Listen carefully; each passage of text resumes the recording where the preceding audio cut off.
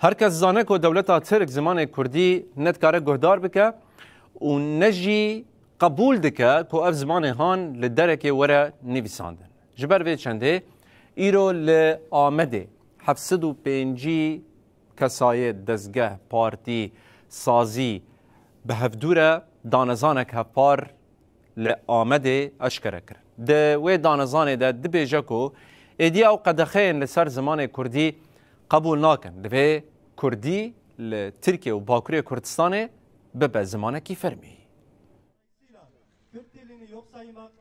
لآمده 705 سازی پلاتفورم اینسیاتیف پارتی و دردور جواکی به پیشنگیا اینسیاتیفا جواکی اجبو زمان کردی به دروشما ستاتیا کردی پروردهیا به کردی دانزانا داخوازین کردان ینج بو کردی اشکره کرن. گلک نونرین رخستین جواکا سفیل و پارتین سیاسی تبلی داخویانی بون. هفبردevka komisyona çand hüneriya dem partiye Cemile Turhalı Basak Axfi û diyar kir divê gavên li gorî ruhê pêvajoyê bê navetin û got ji bo Kurdî bibe zimanê fermî û zimanê perwerdê divê serrastkirinê qanûnî bên kirin. Divê dewlet tavlê gavan bavêje. Paşê jî belgeya hevpariya danezanê hate xwendin û ev xal hat destnîşan kirin.